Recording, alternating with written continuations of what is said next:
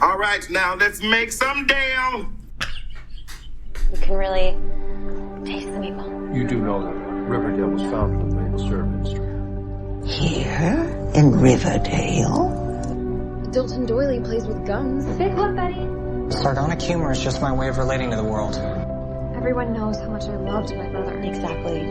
If we go in there with the entire Scooby Gang, forget it. We're compromised. War is hell, Jack. No, Archie. Hell is other people. Out of the four of us, only you and Archie haven't kissed.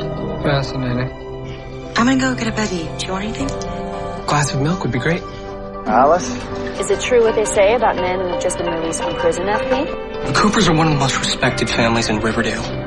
Take your male gaze and your male privilege and get out of the women's locker room. Happy birthday, dear Jughead.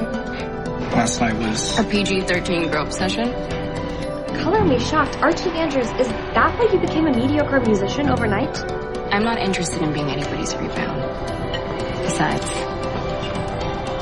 I'm more into girls anyways. And all this time I thought you were a lover, not a fighter. both. I've got layers. And it'll be a cold day in hell before a snake lets a pig tell him what to do. Yeah. Let's make some Dale. Ka-Pow, the pop culture podcast, is back for another mad sapphic caper. My name is Jordan Lowe. I'm Cliff Barnes. I'm Seth. We made the big time. Saturday Night Live. The Dale. Just keep your finger on that the whole episode. The Dale. The Dale. Make some Dale. Yeah, we'll put a link to that skit if you missed it. The most recent Saturday Night Live, as of this recording, toward the very end of the episode, had a little bit. They were dressed up as Jughead, Betty. Archie had a quick little moment. Yeah, and there was a corpse. It was the joke of the bit, but they should have had Dr. Curl Jr. The guy he kind of looked like Dr. Curl Jr. except for the mustache. Yeah, totally. Yeah. Anyway, Riverdale time. What episode is this? This is the 12th episode of season 3, chapter 47. Not a movie title. That's what I was just getting ready to ask you. Bizarro Dale. Yeah, I was going to say, what movie is this? It's so bizarre we've broken the streak of movie references. Yeah. We've reached into that DC Comics reference book that we have access to, and we pulled it out. Did it fit what happened this episode? Not really. I didn't understand the title. I think unless it was the fact that the kids, it's mentioned in the adults voiceover were at school and the kids were Riverdale's like Bizarro Town. See, Jughead's going to explain it to us. Where murder, mystery, and candy drugs aren't the exception. They're the norm. Now everybody's hanging out at Pops. Forget sometimes people are just living their lives. These people are they're all sitting there eating breakfast. Doing things as ordinary as getting married. Somebody's going to get married. Going to the chapel. This was a cool little scene. It pushes in on the core four sitting there, Archie, Jughead, Betty, Veronica, and just goes right past them. Yeah. And it's like, hey, we're leaving these people behind for a little bit. And we go to Kevin and Josie, whose parents, tying the knot, making an honest woman out of her. And they want to have a big wedding. Kev and Josie want them to have a big wedding. Yes. That's probably, let me retract that. That's probably not a very woke phrase anymore, so I should apologize. What was it? Making an honest woman out of her. That's a really dated, sexist turn of phrase. You're out of here. I'm glad I didn't get a tattoo of you. Well, they don't want to have a big thing because they just got divorced. They're finalizing their divorces. Simple town hall thing is all they want. They fully disagree, of course. They want to have...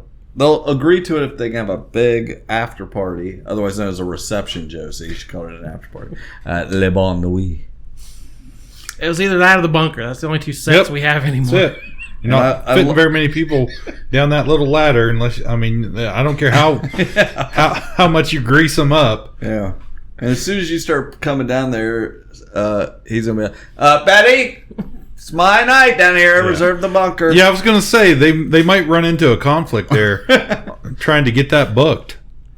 I love that he says here, it's like the terrorist thing. He's like, there's no wedding reception. The Gargoyle King has won. The terrorists have won, Dad, if we don't have a reception.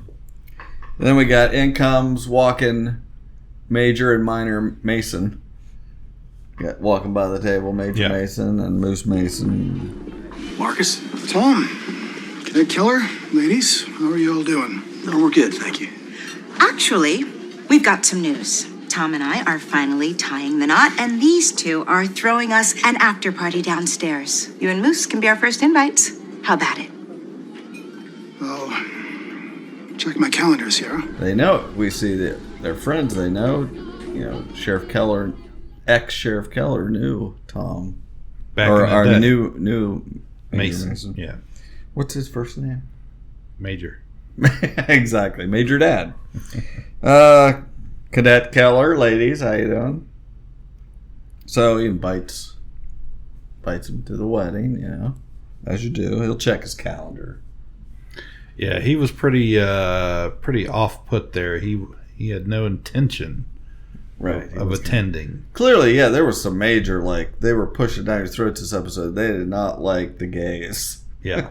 It was like they were showing them having to deal with that. And What's his deal? Marcus and I used to be good friends. We did our OTC together, but we just grew apart. It's probably the jealousy. Marcus always had a crush on me, as you know. But I only had eyes for you. Lucky me. I like when they go walking on by. Kevin takes a really long look at Moose's. Yes, he kind of cocks his he head. He leans there. his head out in the aisle, just takes a big gander. Just thinks, man, I'm gonna get me some of that. I just like that they're just going all out on here. It's like we're just gonna be totally accepting, but we're gonna show all the problems that people like that have. Kevin's male gaze is gonna get him in trouble. That's right. Exactly right. He's gonna make an honest man out of getting kicked out of Fox Forest. He doesn't want to go back to Fox Forest. I like what he says. Anyway, they used to be in RROTC together. Mm-hmm. Tom and Marcus, that's his name. Marcus. Major Marcus Mason. Got it. He's probably jealous. I am the very model of a Major Marcus Mason. Right. That's how I remember it. Always. But Sierra's pointing out, well, Marcus liked me. Yeah. And she's got it all wrong, we find out later. She sure does. He did not like her. But she only had eyes for him, and Kev's just gold moon face, loving this love that's going on. And then we're back at the Thistle House. And we wanted more Cheryl. Yes. This episode finally delivered. We demanded more Cheryl. Right. So we got some blow paths going on here. It feels so good to sleep in a real bed, doesn't it? Far away from the rural horrors of Tent City. Well, I don't miss the cold or the mud, that's true. But I don't know. Far away from the rural horrors of Tent City, finally. They're out of there. Well, they got kicked out. Yeah, they don't miss the cold or the mud. But, You missed the game, babe. SAT scores came. Oh my god, our SAT scores. I pray mine are good enough for Highsmith College. The women of my family have gone there for generations. I don't intend to break Blossom tradition. Get your phones out. That was quick. How'd you do, Jordan, on your SATs? I don't remember. It's like 1290 or something like that. That sounds good. Not great. I did better on my ACTs. After the SATs, I took the ACTs because I hope to do better. So you got better than a 1290 on your ACTs. That's high. That's good. She just wants to make sure she can get in Highsmith College. Cheryl does, because she's a legacy. She's a legacy. They've gone there. I hope for a sillier college name. Yeah, Highsmith. Mm-hmm. That sounds like a real college. What do we do? Let's name this college. What's a better? R.R. Highsmith. R.R. Highsmith. That is better. I'll give you that. Anyway, she didn't want to break tradition. Much like Desert Hearts, my score's not perfect, but it's close. How'd you fare, TT? Flawless, as I've always known you to be. Much like Desert Hearts, her score is not perfect. What does that mean? What's the Desert Hearts reference? No idea. I didn't get that. But it's close. So she should have no trouble getting in. How did TT fare, though? She wanted to know. I like Tony in this scene. Like they're finally starting to give her. Yeah, well, yeah, but they're giving her more to say and do. Yeah, she's saying, "Hey, you cause a lot of trouble. Yeah. Running your mouth. I liked being with the serpents." Yeah. Showing that Cheryl is from a very different background. Right. That she has plenty to go back to, which, I've forgotten her name. TT, I can't remember. Yeah. Tony has less of a support system, and the serpents obviously mean. But she did good on her SATs. Flawless, in fact. It says. Flawless. So, since you two vigilantes took it upon yourself to burn all the fizzle rocks, the mayor says to... Raj? Raj. The Raj kids. She'd already sold it. Somebody's coming to pick the money up. To pay back what's owed. Well, did we have any idea at the time who was coming? No. And so they better come up with the money out of the speakeasy's coffers. And they don't know what kingpin is coming. Miha better get her crap together. So, whoever it is known for being dangerously unhinged. Well, this is really bad parenting, too. I mean, to no end. This is bad parenting. Yeah, it's definitely bizarro. Well, since you destroyed all my drugs that I was going to sell the operation to, I'm going to, teach you a lesson by... Or is it great parenting? Right. The kids got to learn. If you're going to destroy... Fizzle rocks. Right. Yeah. There are consequences to those actions. Millennials today get away with too much. Sometimes you got to say, you're going to school with that jacket on. Well, at one point, Reggie was selling the Jingle Jangle. Right. But now he's destroying the Fizzle Rocks. Are they connected? That's a little bit of a reach, Cliff. I don't think the show would do something that crazy. So she does the whole slide of give a piece of paper over there with how much money. That was the highlight of this episode to me, is how Reggie picked up that piece of paper. Where he flipped his wrist out all right, I got this. Ooh! And his reaction was priceless. Right. So the little Ozark reference. You're in the big leagues now. So over at Highsmith, Cheryl's giving her a little interview and how good she's doing. It's captain of the River Vixens. President of student body, 4.2 GPA. Gang member. That's pretty good. Gang member. Archery team. Yeah. Perfect attendance. Almost perfect SAT score. Exemplary candidate. Plus she's legacy. Well, we changed things. We decided we're going with a new initiative. So she can just diversity. She can just imagine whose idea that was. Which, it's been a while since I went to college, but I don't remember it working that way. What? Where you can just say, you can just dictate who gets in and who doesn't. Well, you can go to Highsmith. So Moose and Kev are meeting up, a little clandestine grope sesh. Mm-hmm. Yeah. He's wants Moose to go to his dad's wedding, be his date. Be his date, yeah. He's like, I know you haven't come out to your dad, so why don't you do that?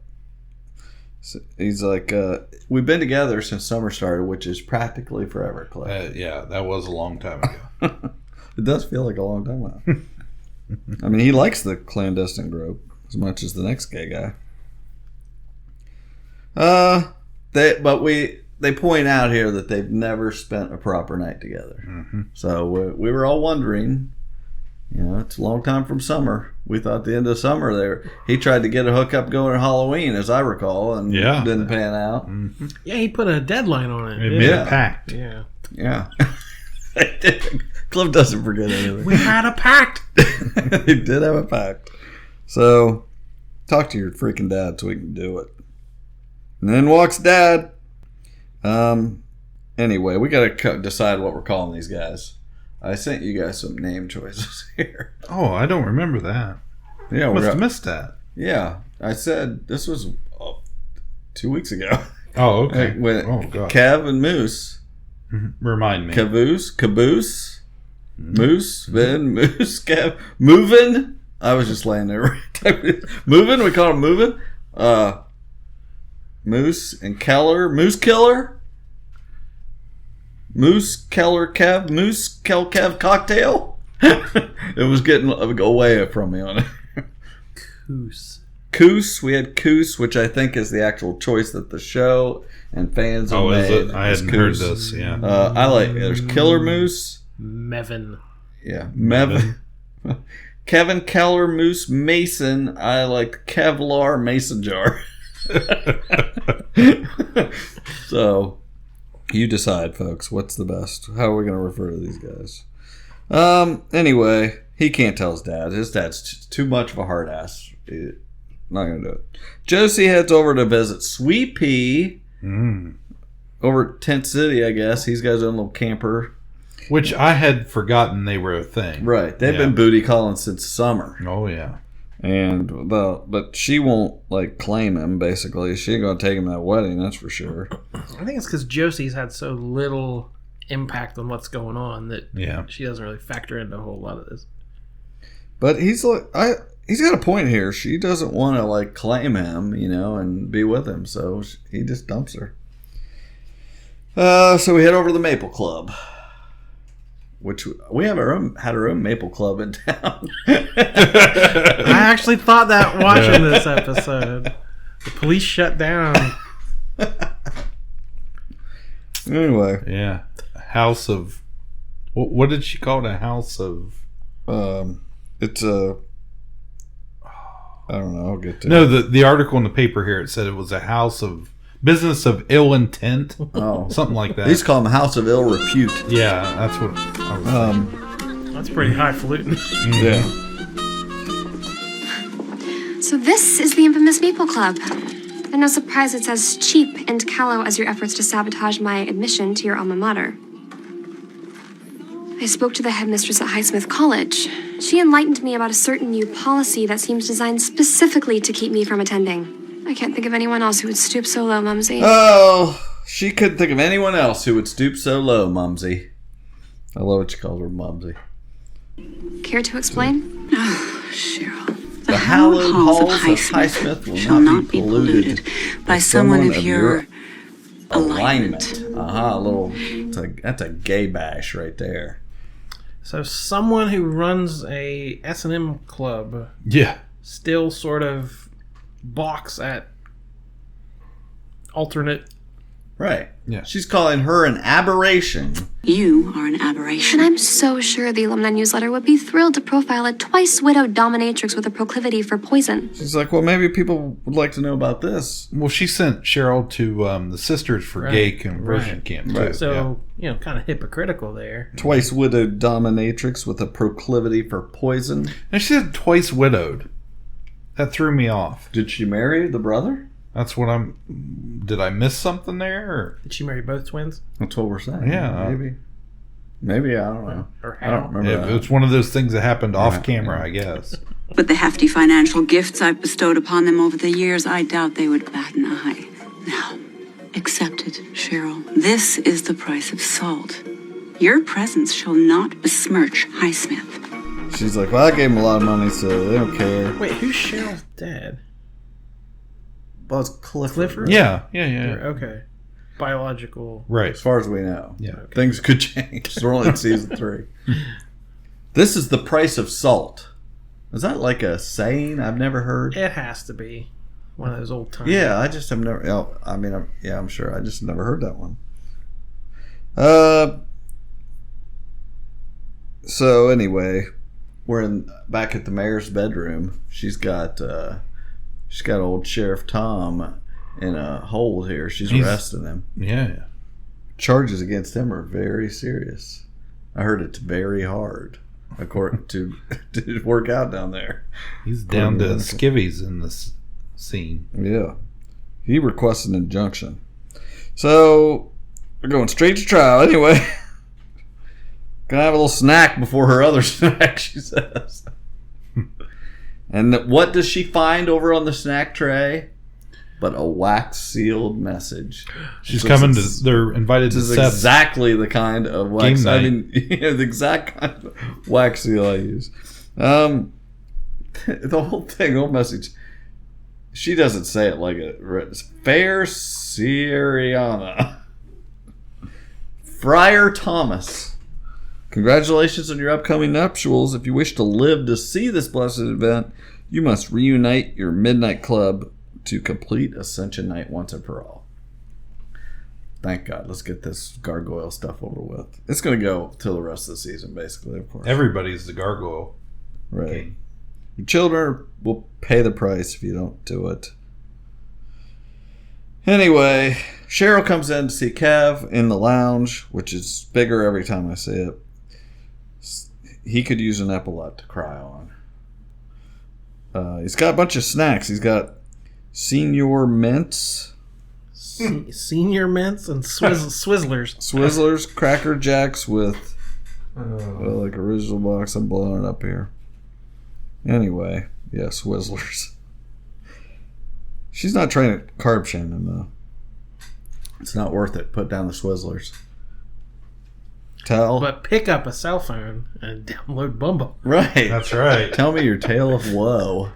Twizzlers couldn't get some money on this? Nope. Like, they should have ponied up some of that Bumble money and paid for product placement. Anyway, he hasn't admitted that Moose and him have a thing going on. It's been pretty quiet, I guess. She's like, well, I know. I saw you guys lounge at the pool party last summer. And she's just now letting him know she knows. Looking like a community theater production of The Talented Mr. Ripley. Which I believe somebody said that watching that episode where it was in the flowing white shirt and the beach chairs. I think somebody the said how Coos that looked. Ship's been trouble from the gay get-go. So she says maybe you should move on. He's like, I can't go back to Fox Forest. Sullen, tenderhearted Kevin. Don't go cruising. Do Bumble. Find a well-adjusted, handsome fella. Anyway, do you think it's going to work out here with these two at this point? Well, thanks to Bumble and their amazing technology, he should be able to. I thought that first product placement was obvious and weird. This one was even worse. Like, if you think back to Riverdale season 1, they had those what we thought were really strange commercials The and makeup. blatant, the like CoverGirl commercials that were on constantly. Let's find out how Lily achieves her Betty look, and I mean that's gone, and we are just blatantly in the it's a plot point now. Download Bumble. So she decides to give Moose the subtlest of nudges, and she announces over the loudspeaker that somebody, as the new openly lesbian student body president. This was painful to watch. I know. I cringed. Yeah. Attention students, it's time for the daily announcements. As Riverdale High's first openly lesbian student body president, I'm announcing the launch of a new club, an LGBTQIA alliance. She's launching a new club for the LGBTQIA alliance. What's IA? I don't know. It's probably close to RR. It should have been the RRLGBTQIA alliance. That would be awesome. Yeah. With a mission to find and support our fellow queer and questioning students. In that spirit, this week's blind item will be on theme. A certain oh-so-hunky, all-American RROTC cadet is afraid to come out of the closet. They have a blind item. There's a gay guy. We're not going to tell you it is, but guess what? Yeah, there's 6 people in RROTC. It's really hard to narrow them down. Well, let's show this cadet that Riverdale High is welcoming so he and his Broadway-loving boyfriend can finally PDA like the other 6 crazed couples dwelling amongst us. Also, for lunch today, we're having shepherd's pie. Thank you. Anyway, shepherd's pie for lunch also, by the way. So, of course, you know, they have to go talk about it. He says I didn't do it. But then he can't keep playing Brokeback Riverdale with you. Come out or not. I mean, he really gives him an ultimatum. He's forcing him to come out. But, you know, he doesn't want to live in secret anymore. It's been since summer. Of course, Tony Topaz goes ape on Cheryl. She's mad at her for outing Kev. And she's right. It's their first fight, so... Yeah. Also, that really upset Cheryl. Adorable. So she starts calling her Tony instead of TT. She's like, I'm freaking sorry, Tony. And, you know, maybe his dad isn't going to like that. Highsmith College was your legacy. The serpents were mine. Now they're not. Honey, I'll fix this. What part? All of it. You are the most important person in my life. I'll do whatever it takes to make all these things right. But I may need your help. You know, you got me kicked out of the Serpents. They were important, but they were still my family. Yeah, again, where Tony, you know, Cheryl's never had consequences for doing or saying anything. She can get away with it. Tony has to kind of ground her back to the real world that, like, this could be bad for people. They're not all going to, you know, skate past it like you have. So she's going to fix everything. Meanwhile, we got a new thing going on because here comes Archie, Music Man, walking in on Josie, who's just sitting on a bench, whining because she can't get a ride to Juilliard. That was so stupid. Download Uber. Let's try a new... Yeah, they really have no idea what to do with her at this point. Sweet Pea was going to give me a ride. Now I'm just going to sit on this bench. Is she like a rock star, right? Like everyone in town knows her. She's super popular. Just Josie, that's what they call her. Anyway, good old Arch puts his leg over the bench there and faces her. Let me take you to that audition. My hero. I've got the jalopy. Oh, yeah. So remember me when you win Best New Artist Grammy. So they're worried about getting their kneecaps broken over in Le Bon Nuit. And he's like, does that really happen, Reggie?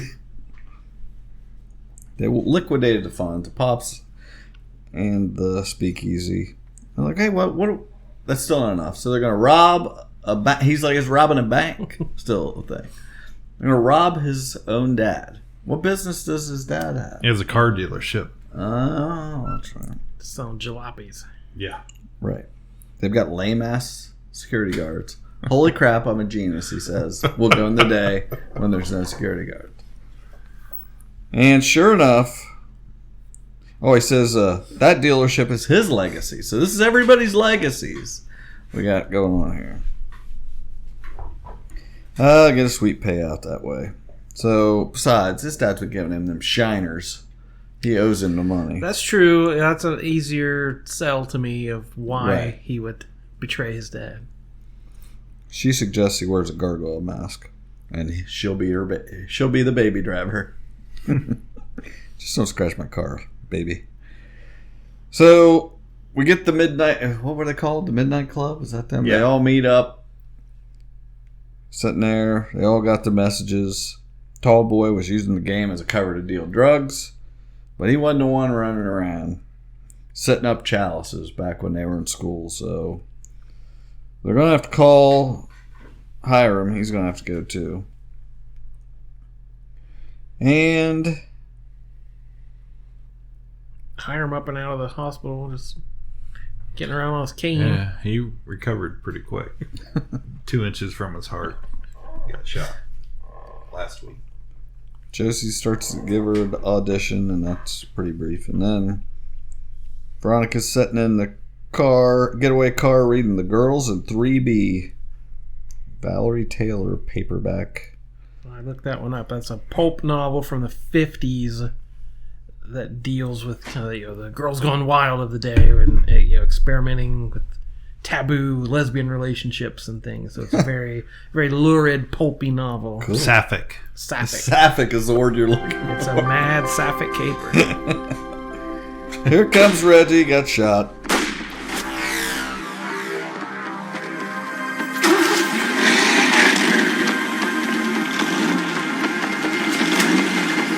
Go, go, go, go, go, go, go! Oh my god, Reggie, were you shot? Yeah. I got the money, but turns out there was security after all. Are you okay? Drive! She just sat there and was like, go! So Cheryl's got to make a plan. She's explaining to TT. Step 1, Operation 50 Shades of Blackmail. She's taking pictures. She has TT take pictures of people at the Maple Club. And those Jezebels get busted in their sapphic caper. And she's like, well, you got to revoke your ban on me, or we're going to release all this information and blackmail you, so don't test us, Mumsy. So back at Pop's, Josie and Archie are sitting there and they find out that she didn't make it. So she thought she killed the audition, sang her heart out, wasn't enough, should have got on the roof, right? Got up there and sang Milkshake. That's right. Cliff, I don't feel like your heart's in it.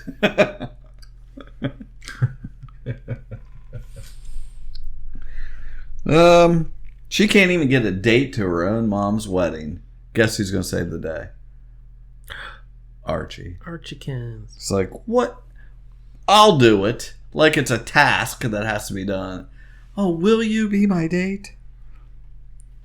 It's like, I'm the same way. I feel like I'm from Mars or whatever. It sucks. Jeez.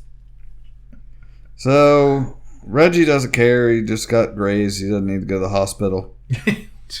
That was a very slow motion getaway. Yeah. He's like, go, and she's like, she's she still turns, sitting It's there. like, what are you? What happened to you? Let's have a conversation. So they open up the money. Dye pack. Extreme amount of dye pack. And so now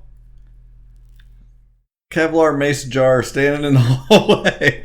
Don't you think when he went to rob his dad's dealership, wouldn't people know him? He had a gargoyle mask on. He was probably wearing his leather jacket too.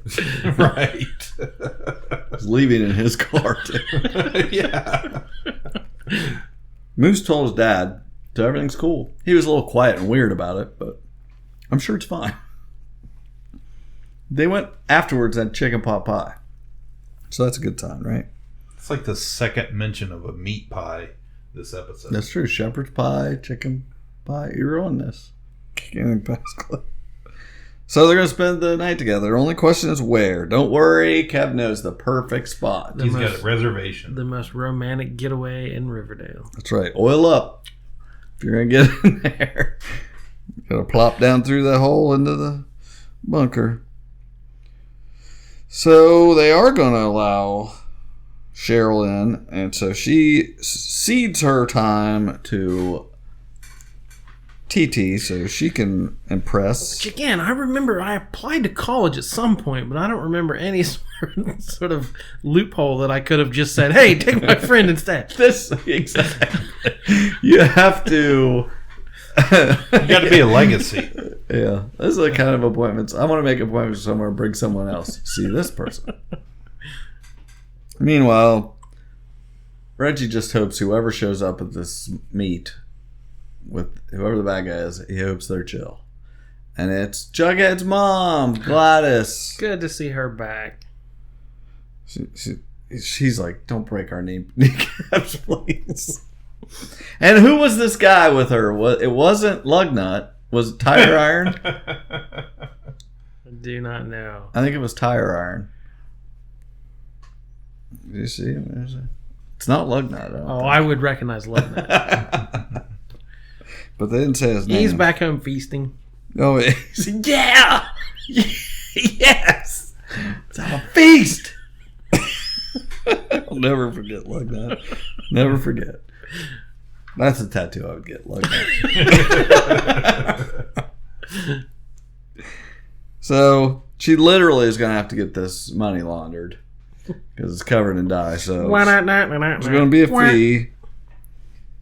Going to need them sweet wheels. Going to take Reggie's car. Not Bella. Oh. Gonna have to tell Hiram about his missus going behind his back if you tell Jughead that I'm involved in this, she says. So Cheryl has to apologize to Moose, and he accepts it. So that was step 3 she took care of. Yeah, because he already came out to his dad, I think. Right. Yeah. It's cool now, so I guess. Kind of turned out okay, he said. He said, by the way, we're finally going to do it. Tonight in some secret bunker. She has a great line. Yeah, she has a couple. She says, Well, Moose. In that case, I'd bring a fresh set of sheets if I were you. A lot of people have had sex on that cot. She says, in that case, I'd bring a fresh set of sheets if I were you. And then she says, a lot of people have had sex on that cot. That's exactly what I was thinking. I was like, wow, just come right out and say it. A lot of people have had sex on that cot. There are appointments to get in there. It's like the Maple Club. Yeah. Everybody but poor old Dilton. Dilton. Yeah, who knows? They may... Because we end up with Kev and Moose outside the way we found Dilton and Ben, right? Mm-hmm. So they may have been at their appointment. Yeah, in their undershirts. And getting ready to drink some blue. Yeah. Old Ben from the Bijou. That's right. We know hooked up with the fake chick. Jumped out the window. Yeah. I'll never forget him either. So, at the high school... The deal! At the high school, they're all going to start searching for chalices. And then they got to flip for their fates and drink poison, apparently. The Dale. They all chug the antidote to cyanide, first off. I put that in my notes. Is there an antidote to cyanide? You put that in your notes and you didn't look it No, up? I didn't care enough to look it up. Well, I just questioned that doesn't seem right. I don't know. I don't know, but they chug it. So, I hate when they do this stuff. Like, I'm like, oh, obviously someone's going to say, well, we got to wait on the lodges. And then they'll say, we're here. And it immediately happened. I'm like, gosh, I'm so sick of those kind of things happening. But we're already here, Sierra. So they all go looking around. Back at the bunker. Lighting candles. And then they start having their date. So, back at the high school, looking around, check the trophy case, student lounge, closet where Featherhead was. Nothing on the second floor, cafeteria's clear. They can't find the freaking chalices. Wait a minute, where's Penelope? And she screams. Go to the classroom. It says, got you on the board in blood. There's a gargoyle head, couple candles, and red light shining on it. So they changed the bulb. Terrifying. It was a prank. Just another iteration of the game, Penelope says. What the Gargoyle King wanted all along. Lure us away from our kids. Quick, call your kids. That was clever. Mm-hmm. You know, in a modern horror movie, the first thing you do, just text them. And that's and they did it. A realistic thing that would happen. And we realized at that moment that all their kids are doing it right then. Yep. Just Josie's up in Archie's cell. He's strumming his guitar, and we got back at the Pembroke, I guess, we got Raj. Got Jughead and Betty. That's the only bit of the episode other than the beginning up to this point that we've seen Betty and Jughead. And we got Thistle House happenings. Her hateful mother calls. Why are you calling, night hag? Oh, classic Cheryl. She says, "Keep your bow close." What's that? Her bow. Bow and arrow. Oh, her man. bow. I thought it Yeah. was like an old saying or something. Keep your bow close. I don't know. I was like, aha. Cheryl Keep your doesn't bow miss. close. Go grab your bow. So says the night hag. And your hunting cloak. Yeah. That's hilarious. So, can't find the Keller boy, though. Well, it happened. They finally got together, so they're laying there. And this was the big deal of the episode. This is the picture you saw all over social media and everything. At least I did. I was going to say, what? I saw it? Where? Yeah, it's Kevin and Moose laying on the cot. Right. Yeah. And their lovely old-timey undershirts. And Yeah, their white t-shirts boxer and white shirts. boxer shorts. Yeah. And then somebody comes in, and here's somebody plopping down into the bunker. He's like, Betty! Betty, if that's you, I reserved the bunker for tonight. Betty! I reserved it for tonight. And he gets up in his bunker. I mean, his bunker boxers. And it's the freaking Gargoyle Boys. Oh, man. And they got red flashlights. And they drag him outside like Ben and Dilton. Put him down there in front of the Gargoyle King. They got to flip for their fate. Gonna have to play that sick game or they'll kill him. So right when he gets ready to drink it, Kevin volunteers to go first. Yeah, Kevin's gonna do it. And in comes I feel like Arrow. Kevin has more invested in this relationship than Moose ever will. Mm-hmm. Oh, yeah.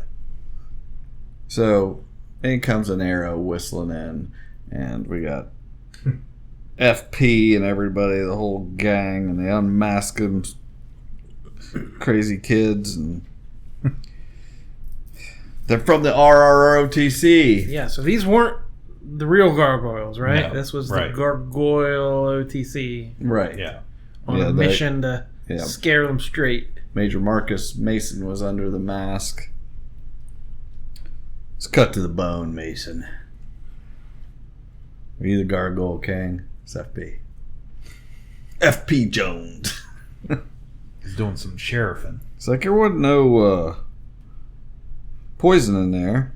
So you're just scaring them straight, huh? Try to abduct and terrorize your own kid?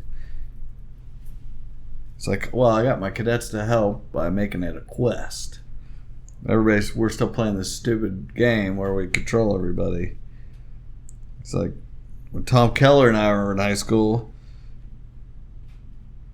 no one was closer than me and my best friend. And we find out that, of course, he's a homophobe because he had some feelings for Tom when they were in school in RROTC.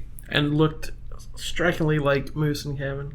Right. When he tried to kiss Tom back then, he didn't like it. So he got sent to the sisters to get help for his weakness of character. That's where he first met the Gargoyle King. And the sisters cured him of his impure thoughts. And he wasn't going to have that with his own son, Moose. So, back at the trailer, finally got some Jughead. And they keep taking down these Gargoyle Kings, and they keep popping back up like whack-a-mole. Everyone in town will have their turn to be the king. And Jughead, he's like, even if there is an King, that's got to be like a main king or something, or what's Why aren't you looking these things up? Where's my reporters? I glossed over Scoop. that. He's still large. Jellybean's there. Daddy! Quite a turn from Ms. Bean. Yeah, sorry I was such a pain in the butt back there. You remember Lugnut? Tire iron? Then Josie and Archie are singing. The mayor and then we're back together. Moose is moving to Glendale. We don't know how far away that is, but Further than Greendale, probably. yeah, he's like, I'm gonna miss you, Marmaduke. When was that a thing? Was he called Marmaduke before? Yeah, that threw me off. I didn't know where that was out left field. But yeah, this is a pretty major thing for Moose. He's a reoccurring character. We've seen him a lot. Was always in the comics and everything. To just kind of write him off. Is that where the Clumpster ended up in Glenville? The Clumps are dead. Yeah, she died. Are we sure? She died, Mr. Coach Klein. Are we sure? She's dead. They pinned her to the wall. Did we see her body? Yes. Yes. Okay. We sure did. She got Black Hood. Yeah. So, to make all this up to TT, she started a club for a bunch of girls who are looking for support or good old-fashioned fisticuffs. What's this? A game. If you want it. You said you were missing having the Serpents as a family, so I found some other girls who were looking for support or community or just good old-fashioned fisticuffs. And I thought maybe we could start a new family. Start a new family. This is a badass romantic thing you're doing, Cheryl. Let's call them the Pretty Cheryl, Poisons. this is the most badass and romantic thing you've ever done. Do we have a name yet? How about the Pretty Poisons? Pretty by day, poison by night. I love it. This one I did look up. Pretty by day, poison by night. So it's from Archie? I thought it had to be. Right. That it would be like an Archie song or something, but I couldn't find anything related to the Archie brand. But it's a 1968 movie starring Anthony Perkins and Tuesday Weld about an ex-con and a high school cheerleader, much younger than him, fall in love and go commit a series of crimes. So that fits along that kind of pulpy feel, kind of that the rockabilly kind of look. Yeah. Of the I can't wait to hear their names. Because you know they're going to be... Yeah, Cyanide. Yeah, epic. Yeah. Okay, Cliff, get your map out. Okay. Here at Run Rolling. The mayor is talking to her daughter, Raj, and it like saying, Gladys came. I thought she'd send one of her deputies up from Toledo. Yeah. So, up. If you're looking for a map marker, it's somewhere north of Toledo is where Riverdale is. North of Toledo would be Michigan. Right. Which we've already felt like we were in the Michigan area, just near Canada. But nowhere near Athens. No. Yeah. There may be another Athens up there. I feel like you're going to pinpoint one of these days. You're going to come and I found it, and we're going to drive there, and it's going to be there. So we find out back in the kitchen at the... Well, okay. I was confused here. Hermione is selling Hiram's Fizzle Rock Empire, okay? The buyer sent Gladys. So and then we later find out she's working for Hiram. So he's selling it to himself? Am I wrong? And how does Jellybean figure in? Is she a capo? She had a cap on. Make any sense? I have no idea. Does she have a Jughead beanie on? Like the same one? Just like a kind of a version of it. Yeah. Anyway, she's in on it. She's got Dad wrapped around her pinky. She's his weakness. And that means they got the whole town, JB. Got the old man as the sheriff. The mayor owes them some serious cash. Even the mayor's daughter is working for her now, so... Gladys would be such a good villain. Yeah. Especially compared to Hiram. Like, she would be such a more fun villain to follow. I hope that's where they're going. Yeah, I wish they'd kill off Mark Consuelos. I'm over him. Anyway, and then we finish up with... When Michael Strahan comes in and takes his place. Yep, that's how it ends. And then they kill him off, and Now we end up Archie and Josie kiss. Yeah. Which, did anybody care? No, my DVR cut the first 10 minutes off my show this time. So I got home, pressed play, and it was the scene after the commercial and the credits were playing. It's oh, what? I missed it. So I turned it off and watched something else. So I still had it on the CW channel. Yeah. And whatever I was watching ended. It went live right as he was kissing Josie. I was spoiler! What led to this craziness? But I'm sure that was even in the commercials this week showing what was going on. I think by next season, at some point, we're going to get to the point where they've swapped again, and it's going to be Archie back with Betty, like it started out, kind of. Because the comic's known for that, the love triangle. Right, they always have to go back and forth. They've just kind of set it for early on what was going on. Yeah. Which is what threw people off, I think, with the show, is the whole Jughead and Betty relationship, which, doesn't exist in the comics and took a different turn. I think that, for a lot of people, that, got them interested. But now fans, if you mess up Bughead, there's going to be, that's when they're going to flip out. There'll be Bugshed. Wow, that's a good name. There will be Bug.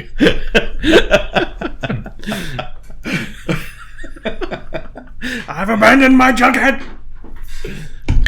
Drink your milkshake. Much more obvious quote. I should have went with. Thank you. Oh, I couldn't even get that out. That was all right. We did it. Yep. Hey, everybody. We're all caught up. Yeah. For now. There's always more, though. This is the best thing about Riverdale. There's always more coming. Never going to end. So, if you have any theories, do you have any ship names? Oh, yeah, Cliff, you had a theory. What was it? Something about Dr. Curdle. You think Dr. Curdle was the Gargoyle King? No, I saw that. Oh, you thought it. Oh, that was some Reddit post. I was Reddit. Googling. I think I Googled Dr. Curdle writing the last write-up because I didn't know how to spell it for sure. That's one of the top results when I typed in Riverdale Dr. Curdle. Yeah.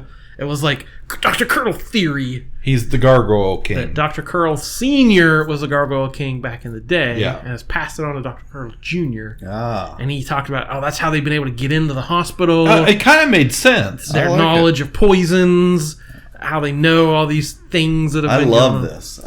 So, we need more Dr. Curdle. So I'm ready for that will be a huge twist and a great showcase of Dr. Curdle Jr.'s talent. Yeah, so we are on board. You can change it now if it wasn't that. Make it so. All right, thanks everybody. What's our email address? People can email your favorite theories. Ka-Pow, the Pop Cultured Podcast at gmail.com. Get crazy with it. We want to hear what you think about Riverdale. You'll always hear what we think about Riverdale. Yeah. Forevermore. Forevermore. I thought we were coasting there to the end, but we're just going to... Did we have anybody write anything down for an episode title? Well, he'll surprise us. I've got Bunker Boxers. You stole my pen an hour ago, so I haven't written anything I never gave it back. I like Bugshed. All right, that does it for this episode once again. We'll be back shortly with some more fun. My name is Jordan Lowe. I'm Cliff Barnes. I'm Seth. Bye forever. Ka-Pow, the Pop Cultured Podcast, is intended for entertainment and information purposes only. Sounds, music, and clips played during the podcast are property of copyright holders. All original content is property of www.udownwithkpp.com.